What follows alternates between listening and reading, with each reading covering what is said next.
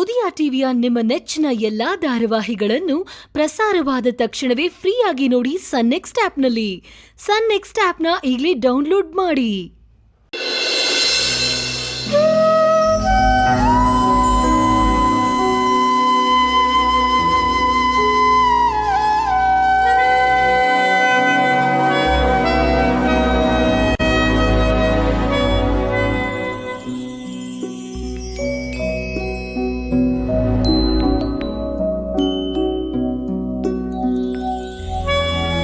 ಅವಳಿದ್ದಿದ್ರೆ ಈ ಮನೆ ವೃಂದಾವನ ಥರ ಇರ್ತಿತ್ತು. ಇಲ್ಲಿ ಅನ್ಯಾಯ, ಕಣ್ಣೀರು, ನೋವು ಯಾವುದೂ ಇರ್ತಿರ್ಲಿಲ್ಲ. ಆದರೆ ಅವಳ ತಂಗಿ ತ್ರಿಶಾಲ ಈ ಮನೆಗೆ ಬಂದು ನರಕದ ಕಾರ್ಖಾನೆ ಮಾಡಿಬಿಟ್ಲು. ನೆಮ್ಮದಿನೇ ಇಲ್ದಾಗ ಮಾಡಿಬಿಟ್ಲು.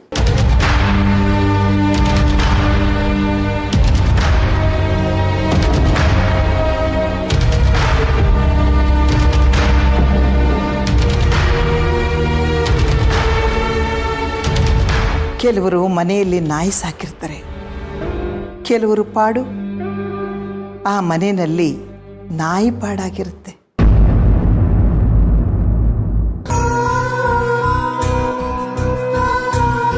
ಅಜ್ಜಿ, ಏನು ಒಬ್ಬೊಬ್ಬರೇ ಮಾತಾಡ್ತಿದ್ದೀರಾ? ಸುತ್ತಲೂ ಹುಚ್ಚರೇ ಇರುವಾಗ ತಲೆ ಸರಿ ಇರೋರು ಹುಚ್ಚರಾಗ್ಬಿಡ್ತಾರೆ. ಎಲ್ಲ ದೇವರೇ ನೋಡ್ಕೋತಾನೆ, ಅವನಿಗೆ ಬಿಟ್ಬಿಟ್ಟಿದ್ದೀನಿ. ಅಜ್ಜಿ, ಎಲ್ಲ ಆ ದೇವ್ರಿಗೆ ಬಿಟ್ಟಿದ್ದೀರಾ ತಾನೆ? ಮತ್ತೆ ನೆಮ್ಮದಿಯಿಂದ ಇರಿ. ಕೆಟ್ಟದ್ದಕ್ಕೆ ಆಯುಷ್ ಜಾಸ್ತಿ. ಸೋಪ್ ಮಾರೋನು ಬೀದಿಲಿ ಮಲಗ್ತಾನೆ, ಹೊಗೆ ಸೊಪ್ಪು ಮಾರೋನು ಬಂಗ್ಲೆಯಲ್ಲಿ ಮಲಗ್ತಾನೆ.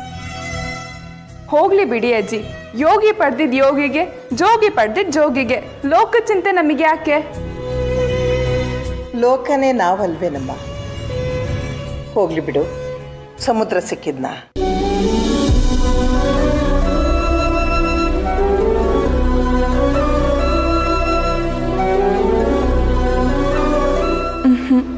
ಇಲ್ಲ ಅಜ್ಜಿ, ಶೌರ್ಯ ಅನ್ನೋರು ಸಿಕ್ಕಿದ್ರು. ನಿನಗೆ ಈ ಮನೆಯಲ್ಲಿ ಏನಾದರೂ ಬದಲಾವಣೆ ಅನ್ನಿಸ್ತಿದ್ಯಾ? ಅಜ್ಜಿ, ನಿಮ್ಮ ಮುಂದೆ ನಾನು ತುಂಬ ಚಿಕ್ಕವಳು. ಈಗ ಹೇಳ್ತೀನಿ ಅಂತ ಬೇಜಾರು ಮಾಡ್ಕೋಬೇಡಿ. ಹೇಳು ಕಂದ, ನಿನಗೆ ಸಂಸ್ಕಾರ ಇದೆ, ತಿಳುವಳಿಕೆ ಇದೆ, ಹೇಳು. ಅಜ್ಜಿ, ನಮ್ಮ ಕೈ ಮೀರಿ ಎಲ್ಲ ಹೋಗ್ತಿದೆ ಅಂತ ನಮಗೆ ಗೊತ್ತಾದ ಮೇಲೆ ನಾವು ಭವಿಷ್ಯದ ಬಗ್ಗೆ ಚಿಂತೆನ ಬಿಟ್ಬಿಡ್ಬೇಕು. ನಮಗೆ ಸಿಗೋ ಪ್ರತಿಯೊಬ್ಬ ವ್ಯಕ್ತಿನೂ ಬೇರೆ ಬೇರೆ ಥರ ಇರ್ತಾರೆ. ಅವ್ರ ಮಾತು, ನಡವಳಿಕೆ, ಗುಣ, ಬಣ್ಣ ಎಲ್ಲ ಬೇರೆ ಥರ ಇರುತ್ತೆ. ಆದರೆ ಒಂದು ವಿಷಯನ ನಾವು ನೆನ್ಪಿಟ್ಕೋಬೇಕು, ಅವ್ರ ಮಾತಿಂದ ನಮ್ಮ ಮನಸ್ಸನ್ನ ನಾವು ಯಾವತ್ತೂ ನೋವು ಮಾಡ್ಕೋಬಾರ್ದು. ಅದು ನಮ್ಮ ತಾಳ್ಮೆ ಮೀರೋವರೆಗೂ ಮಾತ್ರ. ನಮ್ಮ ತಾಳ್ಮೆ ಮೀರಿದ ಮೇಲೆ ನಾವು ತಿರುಗಿ ಬೀಳಬೇಕು ಅಜ್ಜಿ. ನಿನ್ನ ಜೊತೆ ಮಾತಾಡ್ತಾ ಇದ್ರೆ ದೇವ್ರ ಪ್ರಸಾದ ಸಿಕ್ಕಾಗ, ಪ್ರಸಾದ ನಮ್ಮ ಅಂಗೈಗೆ ಬಿದ್ದಾಗ ಎಷ್ಟು ತೃಪ್ತಿ ಸಿಗುತ್ತೋ ಹಾಗೆ. ಅಜ್ಜಿ, ನಿಮಗೆ ಬೇಜಾರಾಗಿದೆ ಅಂತ ನನಗೆ ಗೊತ್ತು. ಹೋಗಲಿ ಬಿಡಿ ಅಜ್ಜಿ. ಹೊಡ್ತಾ ಬಿದ್ದಾಗ ತಡ್ಕೊಳ್ಳೋ ಶಕ್ತಿ ಆ ದೇವರು ನಮಗೆ ಕೊಟ್ಟಿರ್ತಾನೆ. ಹಾಗೆ ತಿರುಗಿಸೊಡಿಯೋ ಸಮಯನೂ ಅವನು ಕೊಟ್ಟೇ ಕೊಡ್ತಾನೆ ಅಜ್ಜಿ. ನಾನು ನಿನಗೇನೋ ಕೊಡಬೇಕು, ಅದನ್ನು ಬಳವಳಿ ಅನ್ಕೋಕಂತ. ಬಳುವಳಿನ? ಬಳುವಳಿ ಮದುವೆ ಟೈಮಲ್ಲಿ ಅಲ್ವಾ ಅಜ್ಜಿ ಬರೋದು? ಮದುವೆಗಿಂತ ಮುಂಚೆ ಬಂದರೆ ಆ ಋಣ ಗಂಡನ ಮನೆ ಕಡೆಗೆ ಎಳೀತಿದೆ ಅಂತ ತಿಳ್ಕೊ. ಅಜ್ಜಿ,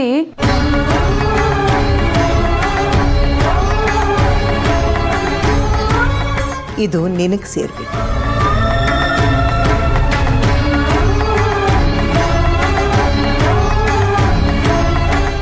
ಏನಜ್ಜಿ ಇದು? ಕುಂಕುಮನಮ್ಮ, ಬೇಡ ಅನ್ಬೇಡ. ಈ ಕುಂಕುಮ ಹೆಣ್ಣಿಗೆ ಗೌರವ, ಶಕ್ತಿ, ಸೌಭಾಗ್ಯ ಎಲ್ಲ ಕೊಡುತ್ತೆ. ಈ ಕುಂಕುಮ ಬೇರೆ ಅಲ್ಲ, ತಾಯಿ ಬೇರೆ ಅಲ್ಲ. ಒಂದು ಚಿಟಿಕೆ ಕುಂಕುಮಕ್ಕೆ ತಾಯಿ ಚಾಮುಂಡಿನೇ ಒಲಿತಾಳಂತೆ.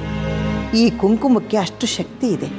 ಇದನ್ನು ತಗೊಂಡೋಗಿ ದೇವ್ರ ಮನೆಯಲ್ಲಿಟ್ಟು ದಿವಸ ಹಚ್ಕೋ, ಋಣ ಗಟ್ಟಿಯಾಗಲಿ.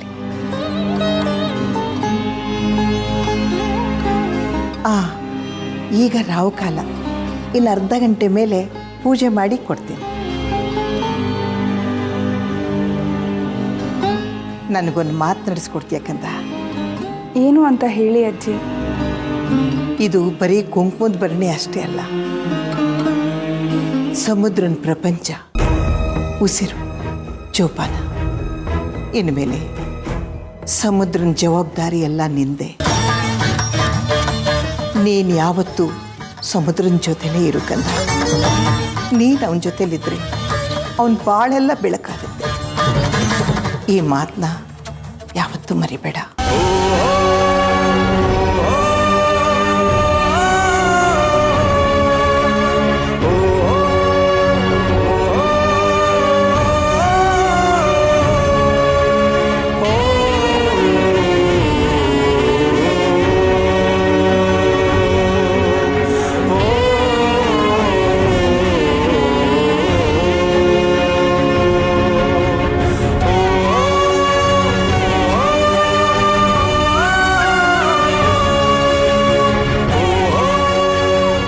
ಇನ್ಮೇಲೆ ಸಮುದ್ರನ ಜವಾಬ್ದಾರಿ ಎಲ್ಲ ನಿಂದೆ.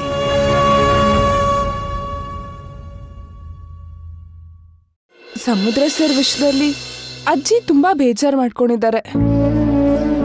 ಪಾಪ ಅವರು ನನ್ನನ್ನು ತುಂಬ ಹಚ್ಕೊಂಡಿದ್ದಾರೆ. ಅವ್ರ ಬೇಜಾರಿಗೆ ನಾನು ಸಮಾಧಾನ ಮಾಡೋಕ್ಕೆ ಮಾತ್ರ ಸಾಧ್ಯ. ಅವ್ರ ಬೇಜಾರನ್ನಂತೂ ಅವರಿಂದ ಓಡ್ಸೋಕ್ಕೆ ನನ್ನ ಕೈಯಿಂದ ಆಗಲ್ಲ.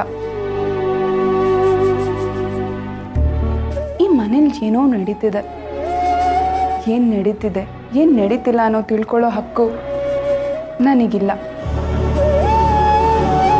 ಇಲ್ಲಿ ನಾನು ಬರೀ ಎಂಪ್ಲಾಯಿ ಅಷ್ಟೆ.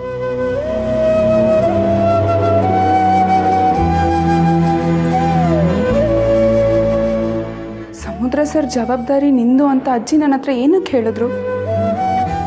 ಹಾಗಾದ್ರೆ ಸಮುದ್ರ ಸರ್ಗೆ ಕಾಳಜಿ ಮಾಡೋಕ್ಕೆ ಯಾರಾದರೂ ಬೇಕಾ? ಇದು ಮೊದಲನೇ ಸತಿ ಅಲ್ಲ, ಅಜ್ಜಿ ನನ್ನ ಹತ್ರ ಪದೇ ಪದೇ ಈ ವಿಷಯನ ಮಾತಾಡಿದ್ದಾರೆ.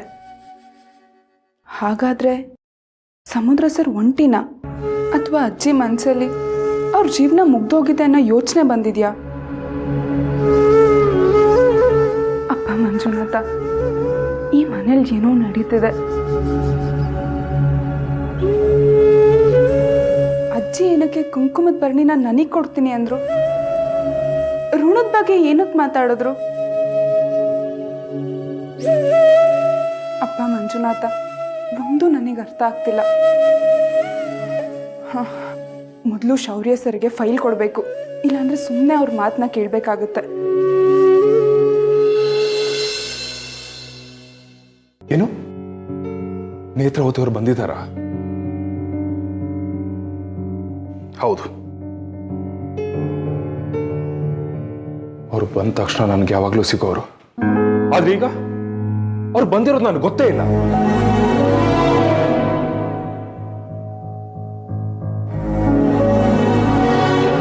ಎಲ್ಲ ಶನಿ ಪ್ರಭಾವ.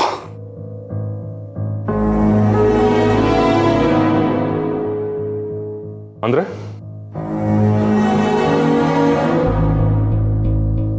ಆ ಶೌರ್ಯ ತುಂಬಾ ಸ್ಟ್ರಿಕ್ಟ್ ಅಂತೆ. ಅಮ್ಮ ಏನ್ ಹೇಳಿದ್ರು ಅದೇ ನಡೀತಾ ಇದೆ. ಇನ್ನು ಮುಂದೆ ನಿನ್ ಕ್ಯಾಬಿನ್ ಶೌರ್ಯನ್ ಕ್ಯಾಬಿನ್, ನಿನ್ ಪೋಸ್ಟ್ ಶೌರ್ಯನ್ ಪೋಸ್ಟ್.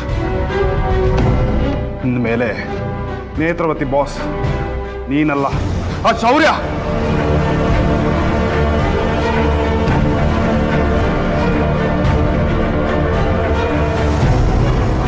ಮರುಕ್ಷಣದಿಂದ ನನ್ನ ಆಫೀಸು, ನನ್ನ ಪ್ಲಾಂಟ್ಸ್, ಪ್ರಾಜೆಕ್ಟ್ ಪ್ರತಿಯೊಂದರ ಮೇಲೂ ಶೌರ್ಯಂಗೆ ಹಕ್ಕಿರುತ್ತೆ. ನನಗೆ ಈ ಬಾಸ್ ಪಟ್ಟ ಪದವಿ ಇದೆಲ್ಲ ಬೇಕಾಗಿಲ್ಲ. ವಿಕಿ, ನೇತ್ರ ಅವ್ರು ಏನ್ ಹೇಳಿದ್ರು ಅದು ಹೇಳು. ನೇತ್ರ ಅವರು ಡಲ್ ಆಗಿದ್ರು, ಏನು ಎತ್ತ ಅಂತ ವಿಚಾರಿಸ್ದೆ. ನೇತ್ರನ್ಗೆ ಆ ಶೌರ್ಯನ ಬಾಸ್ ಅಂತ ಒಪ್ಕೊಳಕ್ ಆಗ್ತಲ್ಲಂತೆ. ಇವನು ಏನ್ ಹೇಳಿದಾನೋ, ಏನ್ ಕಿರಿಕ್ ಮಾಡಿದಾನೋ ಯಾರಿಗ್ ಗೊತ್ತು. ನಾಳೆಯಿಂದ ನೇತ್ರ ಅವ್ರ ಕೆಲ್ಸಕ್ಕೆ ಬರೋದೇ ಇಲ್ವಂತೆ.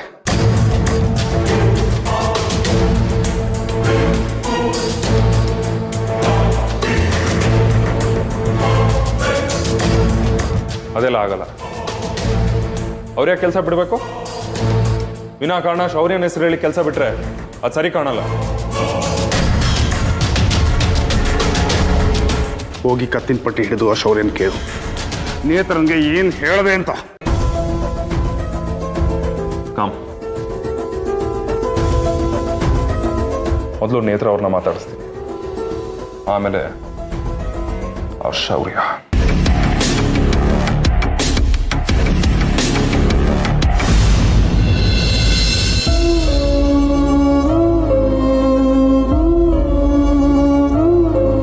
ನೇತ್ರ ಅವರೇ, ನಿಮ್ಮನ್ನು ಅರ್ಥ ಮಾಡ್ಕೊಳ್ಳೋದೇ ಒಂದು ಸಾಹಸ ಆಗ್ಬಿಟ್ಟಿದೆ. ಏನು ಗೊತ್ತಾ ಸರ್, ಪರಿಸ್ಥಿತಿ ಬದಲಾದಾಗೆ ಮನಸ್ಸು ಬದಲಾಗ್ತಾ ಹೋಗುತ್ತೆ. ಪರಿಸ್ಥಿತಿ ಅನಿವಾರ್ಯನೋ ಮನಸ್ಥಿತಿ ಅನಿವಾರ್ಯನೋ ನನಗೆ ಗೊತ್ತಾಗ್ತಿಲ್ಲ ಸರ್. ಅದೇ ದೊಡ್ಡ ಗೊಂದಲ ಆಗ್ಬಿಟ್ಟಿದೆ. ಎಷ್ಟು ತಿಳುವಳಿಕೆ ಹೇಳಿ ನನ್ನನ್ನು ನೀವು ಬದಲಾಯಿಸಿದಿರ ಅಂತ ನೀವೇ ತಾಳ್ಮೆ ಕಳ್ಕೊಂಡು ದುಡುಕ್ಬಿಟ್ರೆ ತಾಳ್ಮೆ ಅನ್ನೋ ಪದಕ್ಕೆ ಹೊಸದಾಗಿ ಅರ್ಥ ಹುಡುಕ್ಬೇಕಾಗುತ್ತೆ ನೇತ್ರ ಅವರೇ. ಈ ಕೆಲಸ ಬಿಡೋ ನಿರ್ಧಾರ ಯಾಕೆ ಅಂತ ಹೇಳಿ. ಪ್ಲೀಸ್ ಕೆಲಸ ಬಿಡಬೇಡಿ. ಇದು ತುಂಬ ಸೂಕ್ಷ್ಮವಾದ ವಿಷಯ ಸರ್. ನೋಡೋರ್ಗೆ ಇದೇನಪ್ಪ ಇದು ನೇತ್ರ, ಇನ್ನು ಶೌರ್ಯ ಅವ್ರ ಜೊತೆ ಒಂದಿನನೂ ಕೆಲಸ ಮಾಡಿಲ್ಲ, ಅಷ್ಟು ಜಲ್ದಿ ಅವ್ರ ವ್ಯಕ್ತಿತ್ವನ ಅಳ್ದು ಕೆಲಸ ಬಿಡೋ ನಿರ್ಧಾರ ಮಾಡಿದಾಳಲ್ವ ಅಂತ ಅನ್ನಿಸ್ಬೋದು. ಆದರೆ ಸೂಕ್ಷ್ಮಗಳೇ ಬೇರೆ ಇದೆ, ಕಾರಣಗಳೇ ಬೇರೆ ಇದೆ ಸರ್.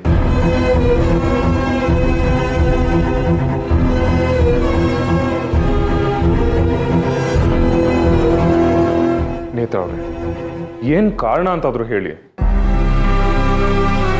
ಆ ಶೌರ್ಯನಿಂದ ನಿಮ್ಗೆ ಏನಾದ್ರೂ ಹರ್ಟ್ ಆಗ್ತಾ ಇದೆಯಾ?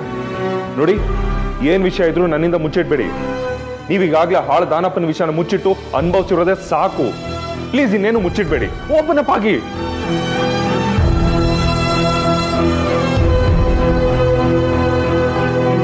ನಿಮ್ಮ ಹತ್ರ ಮಾತ್ರ ಹೇಳ್ತೀನಿ ಸರ್, ಇದೇ ಶೌರ್ಯ ಸರ್ ಅಲ್ವಾ?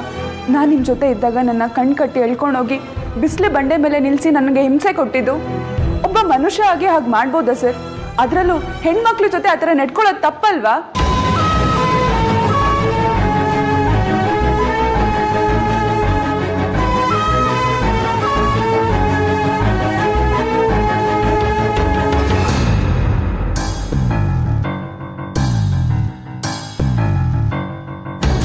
ಶೌರ್ಯ ಸರು ಒಳ್ಳೆ ಬಟ್ಟೆ ಹಾಕ್ಬೋದು, ಇಂಗ್ಲೀಷ್ನಲ್ಲಿ ಮಾತಾಡ್ಬೋದು, ವ್ಯವಹಾರ ಜ್ಞಾನನೂ ಇರ್ಬೋದು, ಓದು ಬರನೂ ಬರ್ಬೋದು.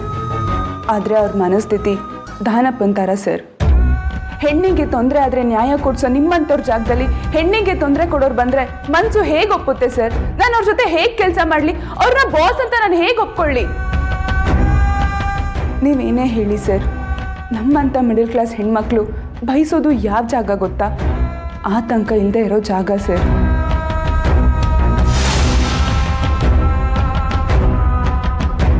ನನಗೆ ನಿಮ್ಮ ಪರಿಸ್ಥಿತಿ ಸಂಪೂರ್ಣವಾಗಿ ಅರ್ಥ ಆಯ್ತು ನೇತ್ರ.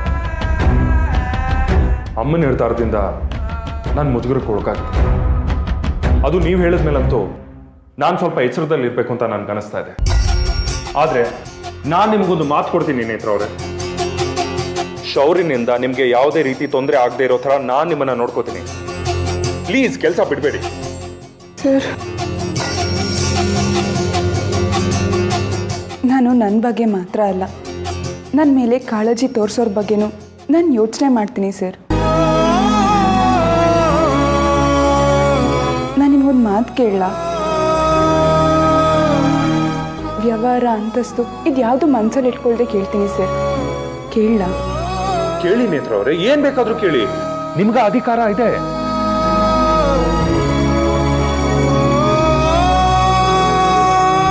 ನನಗೆ ಅಮ್ಮವ್ರ ಮೇಲೆ ತುಂಬಾ ಗೌರವ ಇದೆ ಸರ್. ಅವರು ಯಾವುದೇ ರೀತಿ ನಿರ್ಧಾರ ಬೇಕಾದರೂ ತಗೋಬೋದು, ಅವ್ರಿಗೆ ಅಧಿಕಾರ ಇದೆ. ಆದರೆ ಅವ್ರ ನಿರ್ಧಾರದಿಂದ ನಿಮಗೆ ಬೇಜಾರಿಲ್ವಾ ಸರ್?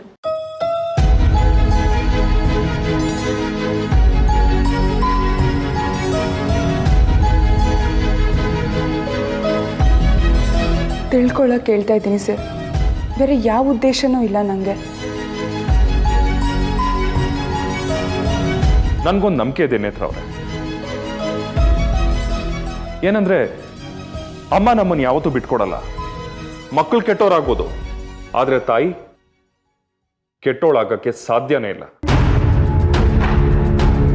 ಹೌದಾದ್ರೆ ನನಗೂ ಈ ಪ್ರಶ್ನೆ ಇದೆ, ಈ ಶೌರ್ಯ ಯಾರು? ಅಮ್ಮ ಅವನನ್ನ ಯಾಕೆ ಇಲ್ಲಿ ಕರ್ಸ್ಕೊಂಡಿದ್ದಾರಂತ. ಇದಕ್ಕೆ ಉತ್ತರ ಅಮ್ಮನೇ ಕೊಡ್ಬೋದು ಅನ್ಸುತ್ತೆ.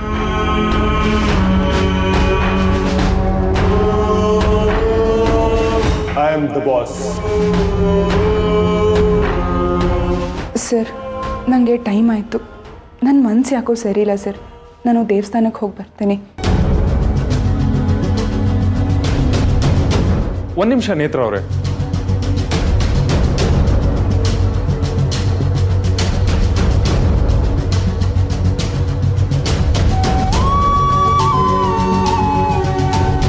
ನೀವು ನಾಳೆಯಿಂದ ಕೆಲ್ಸಕ್ಕೆ ಬರ್ತೀರಾ ಅಲ್ವಾ? ನೀವಿದ್ರೆ ನನ್ನ ಮನಸ್ಸಲ್ಲಿ ಒಂದು ಪಾಸಿಟಿವಿಟಿ, ಗೆಲುವಿರುತ್ತೆ. ನೀವೇನೇನೋ ನಿರ್ಧಾರ ತಗೊಂಡು ನನ್ನನ್ನು ಒಂಟಿ ಮಾಡೋಗ್ಬಿಡಿ ನೇತ್ರ ಅವರೇ, ಪ್ಲೀಸ್. ನೋಡಿ, ಈ ಶೌರ್ಯ, ನನ್ನ ತಾಯಿ ಡಿಸಿಷನ್ ಇದೆಲ್ಲ ತಾತ್ಕಾಲಿಕ. ಆದ್ರೆ ನೀವು ನನಗೆ ಕೊಟ್ಟಿರೋ ಪಾಸಿಟಿವಿಟಿ ಪರ್ಮನೆಂಟ್. ಪ್ಲೀಸ್ ನೇತ್ರ ಅವರೇ, ಕೆಲಸ ಬಿಡಬೇಡಿ, ಕೇಳ್ಕೋತೀನಿ ನಿಮ್ಮನ್ನ. ನಾನು ನನ್ನ ಮೂಗಿ ನೇರಕ್ಕೆ ಮಾತಾಡ್ತೀನಿ ಅಂತ ಅಲ್ಲ ಸರ್. ಅಮ್ಮ ಮತ್ತು ಅಕ್ಕ ನನ್ನ ಜವಾಬ್ದಾರಿ. ಅಕ್ಕನ ವಿಷಯದಲ್ಲಿ ಮಾಡಬೇಕಾಗಿರೋ ತುಂಬ ಕೆಲಸಗಳಿದೆ, ನಿಭಾಯಿಸ್ಬೇಕಾಗಿರೋ ಕರ್ತವ್ಯಗಳಿದೆ ಸರ್. ಅದಕ್ಕಾದರೂ ನಾನು ದುಡಿಲೇಬೇಕು. ಹೆಣ್ಣಲ್ವ ಸರ್, ಎಲ್ಲದನ್ನು ಸಹಿಸ್ಕೋಬೇಕು, ನಿಭಾಯಿಸ್ಬೇಕು.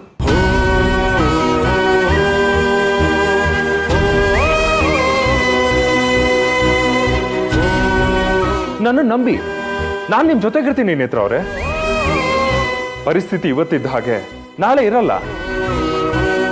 ನನಗೆ ನಿಮ್ಮ ಮೇಲೆ ಪ್ರೀತಿ ಇದೆ, ಅದನ್ನ ನಾನು ನಿಮ್ಮ ಹತ್ರ ಹೇಳ್ಕೊಂಡಿದ್ದೀನಿ ಅನ್ನೋ ಕಾರಣಕ್ಕೆ ನಾನು ನಿಮ್ಮ ಜೊತೆಗಿರ್ತೀನಿ ಅಂತ ಹೇಳ್ತಾ ಇಲ್ಲ. ನಿಮಗೆ ತುಂಬಾ ಒಳ್ಳೆ ಮನಸ್ಸಿದೆ, ನಿಮಗೆ ಸಪೋರ್ಟಿವ್ ಆಗಿರೋದು ನನ್ನ ಧರ್ಮ. ಇದನ್ನ ನನಗೆ ನನ್ನ ತಂದೆ ಹೇಳ್ಕೊಟ್ಟಿದ್ದು. ಈ ಶೌರ್ಯ ಆಫೀಸಿಗೆ ಬಂದ್ಮೇಲೆ ನನಗೆ ಜವಾಬ್ದಾರಿಗಳು ಕಡಿಮೆ ಆಗಿದೆ, ಹೆಚ್ಚಿಗೇನು ಕೆಲಸ ಇರಲ್ಲ. ಈ ಸಮಯನ ನಾನು ನನ್ನ ತಂದೆ ಕೊಂದವನನ್ನ ಹುಡ್ಕಕ್ಕೆ ಉಪಯೋಗಿಸ್ಕೋತೀನಿ. ಎಸ್,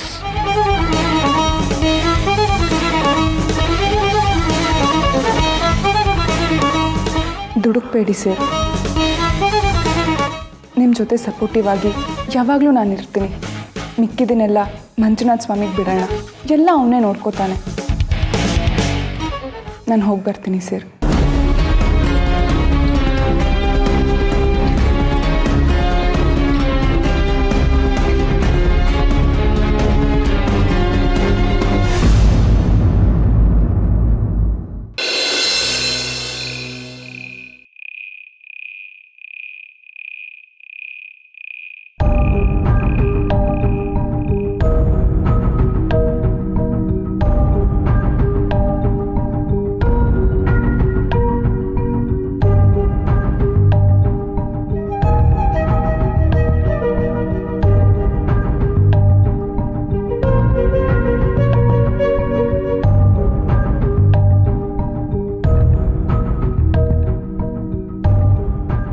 ನೋಡೆ, ಗಂಟೆ 10 ಆಯ್ತು.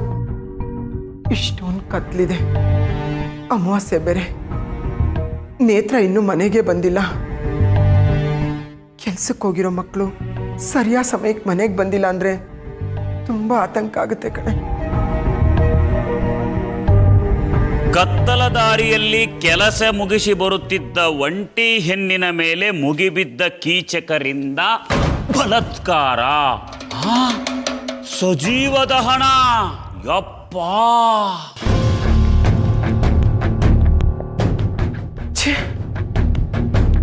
ನನಗೆ ಸಾವು ಬಂದಿಲ್ಲ ನೋಡು. ದಾನಪ್ಪ, ಏನೇನೋ ತರಲೆ ಎಲ್ಲ ಮಾತಾಡಬೇಡಿ. ತೊಲೆ ಮೇಲೆ ಕಲ್ಲೇ ತಾಕ್ಬಿಡ್ತೀನಿ ಅಷ್ಟೇ. ಯಾಕೆ ರೊಚ್ಚಿಗೆ ಹೇಳ್ತೀರಿ ಅತ್ತಿಯವ್ರ? ಫೇಸ್ಬುಕ್ನಾಗ ಬಂದಿರೋ ಸುದ್ದಿನ ನಾನು ಓದ್ಲಿಕ್ಕತ್ತೀನಿ. ಇತ್ತಿತ್ಲಾಗ ಒಂಟಿ ಹೆಣ್ಮಗಳು ಕೆಲಸ ಮುಗಿಸಿ ಮನೆಗೆ ಬಂದು ಸೇರೋ ಕಾಲನ ಹೋಗಿಬಿಡ್ತ್ರಿ. ಜೊತೆಗೆ ನಮ್ಮಂತ ಧೀರ, ಶೂರ, ಪರಾಕ್ರಮಿ ಇದ್ರ ಬಚಾವು, ಇಲ್ಲ ಅಂದ್ರ ಬಚಾವು ಬಚಾವು ಬಚಾವು ಅಂದ್ರ ಕಾಪಾಡಿ ಕಾಪಾಡಿ ಕಾಪಾಡಿ ಅಂತ.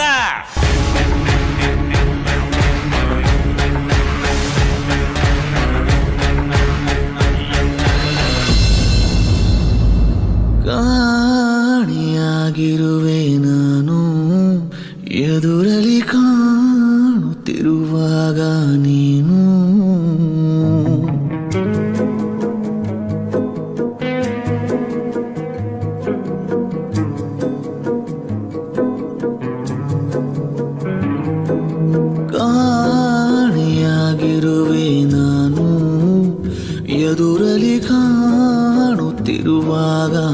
ನೀನು ಗಾಯಕ್ಕೆ ಕುಡಿ ನೋಟ ಸಾಕು ಮಾಯಿಸೋ ಬೇಕು ಕನ್ಫ್ಯೂಷನ್ ಕನ್ಫ್ಯೂಷನ್ ಕನ್ಫ್ಯೂಷನ್. ನಾನು ಈ ಕನ್ಫ್ಯೂಷನ್ ಇಂದ ಮೊದಲು ಆಚೆ ಬರ್ಬೇಕು. ಇಲ್ಲ ಅಂದ್ರೆ ಕನ್ಫ್ಯೂಷನ್ ಅಲ್ಲೇ ನನ್ನ ಆಯ್ಸೆ ಮುಗ್ದೋಗುತ್ತೆ.